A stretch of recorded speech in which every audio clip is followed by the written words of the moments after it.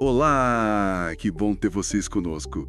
Nós somos uma IA do Ponto Geek, curadoria humana por Gordo Geek. Hoje é 3 de junho de 2025 e hoje a gente vai mergulhar fundo, mas fundo mesmo, na história da Uber. Uma empresa que, nossa, mudou completamente o jeito como a gente anda por aí nas cidades, né? Com certeza. Vamos às fontes que a gente recebeu para investigar como surgiu essa ideia, sabe? Os momentos de glória, as crises gigantescas e como é que tá a situação hoje, principalmente aqui no Brasil. É uma trajetória fascinante, né?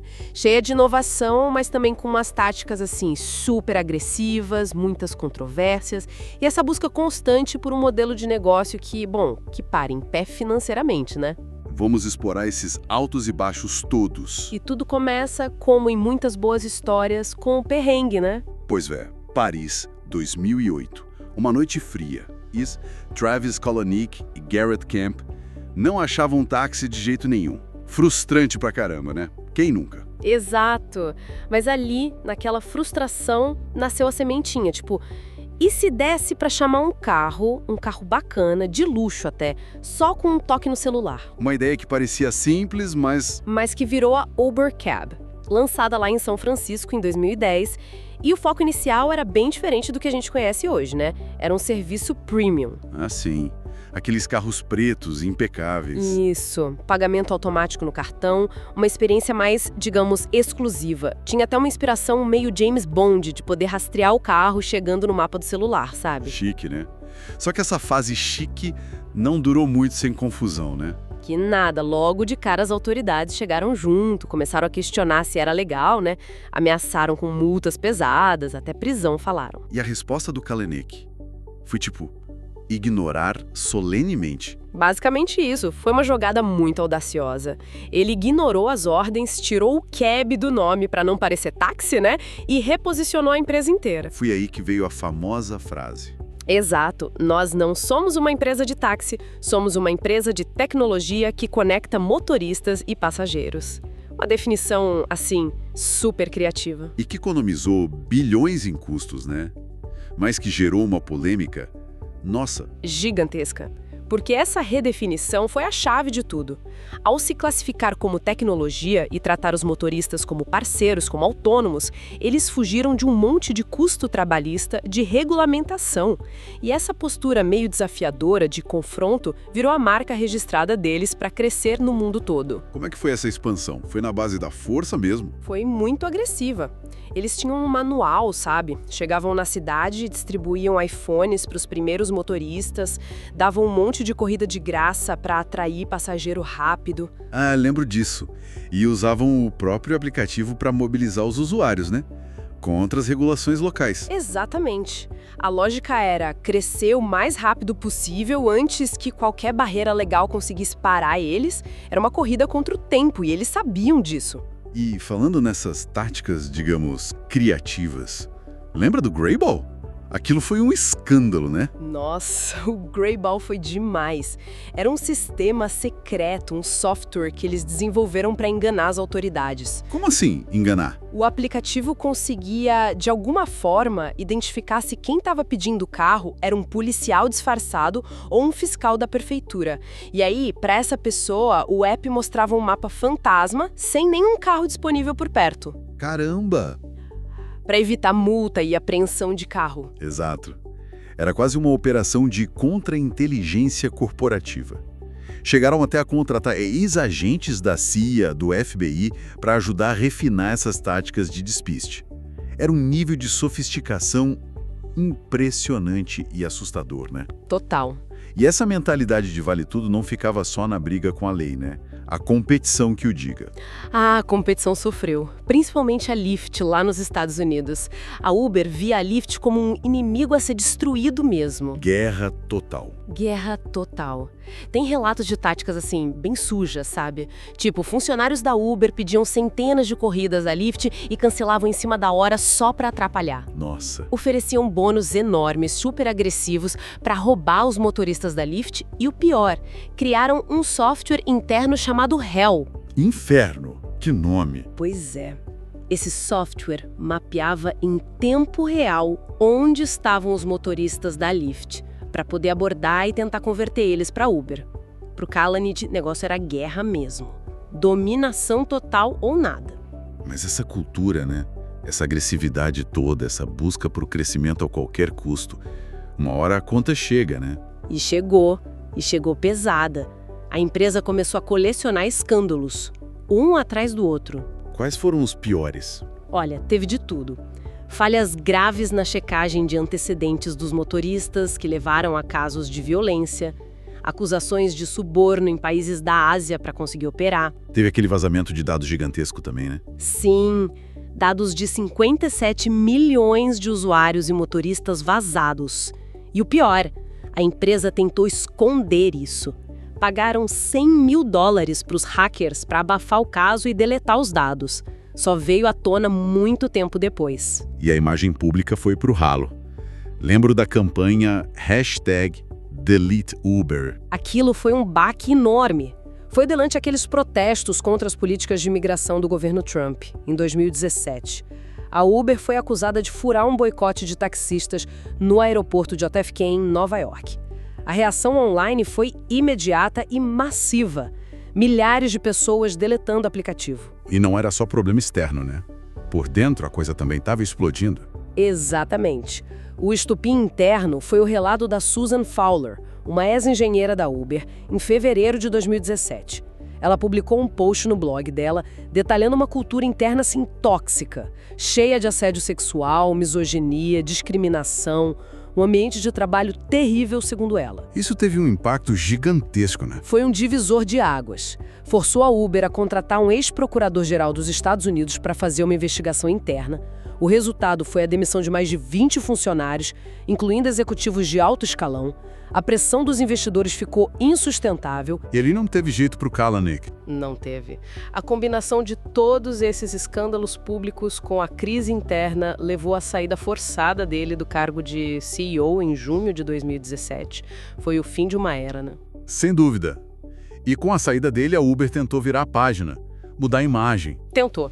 A gestão seguinte, liderada pelo Dara Khosrowshahi, chegou com um discurso de fazer a coisa certa, de reparar as relações com os motoristas, com as cidades, com os reguladores.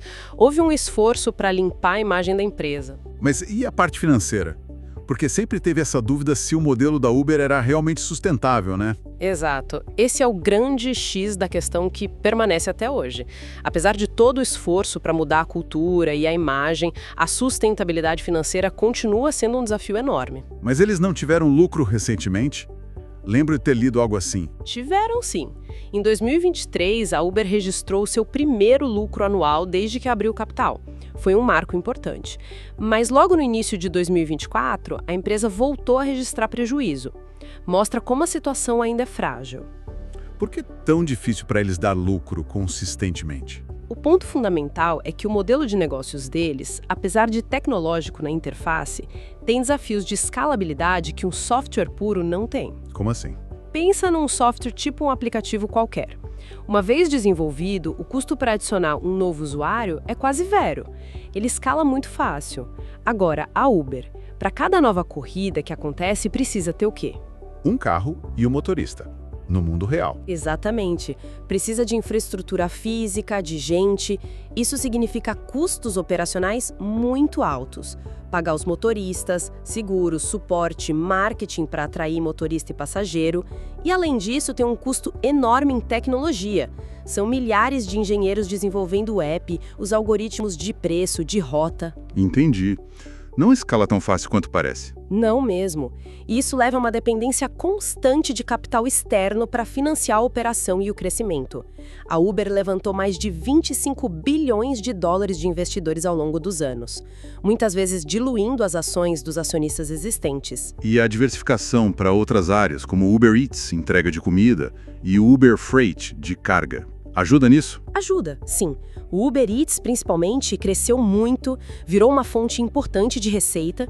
O Uber Freight também busca um espaço no mercado de logística, mas o negócio principal, o transporte de passageiros, ainda é o carro-chefe e continua sendo o maior desafio para atingir margens de lucro robustas e consistentes. E trazendo aqui para o nosso quintal, para o Brasil, como foi essa história por aqui? A Uber chegou aqui em 2014, bem na época da Copa do Mundo, né? Um momento estratégico. Começou como como lá fora, com um serviço premium. Sim, começou com o Uber Black, carros pretos, mais caros, um serviço mais exclusivo. Era quase meio clandestino no início. Poucos carros, pouca gente conhecia. E aí veio o UberX. Aí veio o Uber X, mais barato, com carros comuns.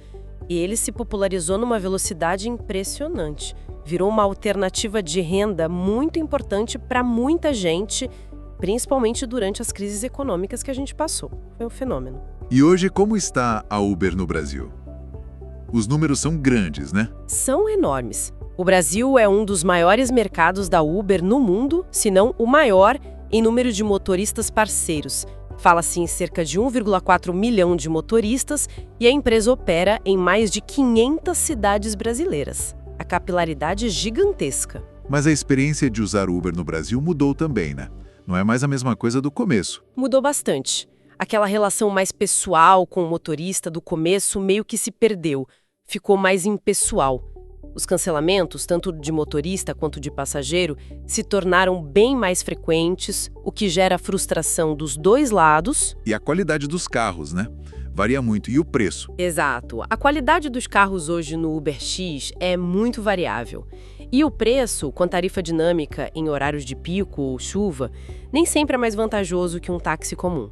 Aquela imagem inicial de ser sempre a opção mais barata já não é uma regra absoluta. E tem toda a questão da uberização, né? Essa palavra que entrou no nosso vocabulário. Pois é, a uberização virou sinônimo desse modelo de trabalho mediado por aplicativo, que trouxe sim oportunidade de renda para muita gente, mas que também levantou um debate enorme sobre precarização do trabalho, falta de vínculo empregatício, ausência de direitos trabalhistas como férias, 13º. Isso gerou muita discussão na justiça, né? Se motorista é parceiro ou empregado. Muita discussão, com decisões para todos os lados, dependendo do tribunal, da instância. É um debate complexo, que mexe com a legislação trabalhista e o futuro do trabalho em si. A Uber trouxe renda, mas também trouxe essa discussão sobre a qualidade e a segurança dessa renda. Olhando para toda essa história, essa montanha-russa, a Uber revolucionou o transporte urbano, isso é inegável, né?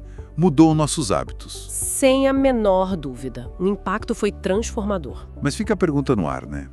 Esse modelo de negócio, que nasceu desafiando tudo e todos, que enfrentou tanta crise, tanta polêmica, e que ainda luta para provar que é lucrativo de forma sustentável, será que ele é mesmo o futuro definitivo da mobilidade? É uma ótima pergunta. Ou será que a Uber, como a conhecemos, é talvez uma fase de transição? Uma ponte para algo diferente que ainda está por vir? Tipo o quê? Carros autônomos? Talvez. A Uber investiu muito nisso, apesar de ter vendido parte da sua divisão de autônomos. Mas já existem testes e parcerias rolando com empresas como a Waymo, do Google, e a Aurora. Quem sabe o futuro não seja um serviço de transporte por aplicativo, mas sem motorista humano. Ou talvez um modelo que repense a própria relação com os motoristas, né? Que busca um equilíbrio maior, mais ético, dentro dessa tal economia compartilhada. Pode ser também. O futuro ainda está em aberto. Mas a trajetória da Uber com certeza oferece muitas lições e muitas perguntas sobre inovação, regulação, trabalho e o tipo de futuro que a gente quer construir. Com certeza. Muita coisa para a gente pensar.